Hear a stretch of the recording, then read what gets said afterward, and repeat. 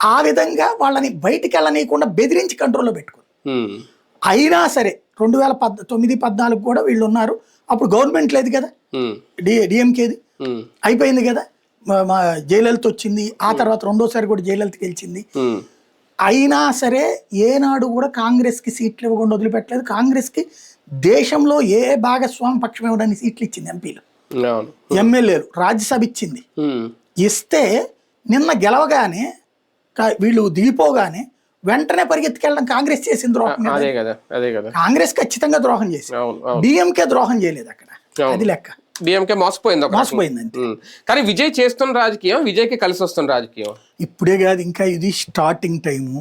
జగన్ కూడా 3 ఏళ్ల దాకా అసలు ఎవరికి కరోనా గానీ ఆ తర్వాత కానీ ఎవరన్నా అనుకున్నారా? జగన్ది 4వ ఏడాది నుంచి బిగినది, 3.5 నుంచి. కాబట్టి ఇప్పుడైతే హ్యాపీ. అంతే. ఏది ఆల్ ఈజ్ వెల్ అనుకోవడమే. అతనిది సినిమా ఉంది కదా, 3 Idiots సినిమా, ఆల్ ఈజ్ వెల్ అనుకోవడమే.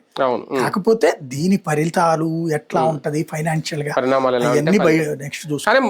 సంక్షేమ విషయంలో అయితే బాగానే చేస్తున్నారు. స్టార్టింగ్ బాగుంది అంటున్నా, ఇది స్టార్టింగే కాబట్టి ఇంకా అంత భారీగా వెళ్ళిపోకూడదు. మనం ప్రాథమిక దశలో మాట నిలబెట్టుకుంటున్నాడు.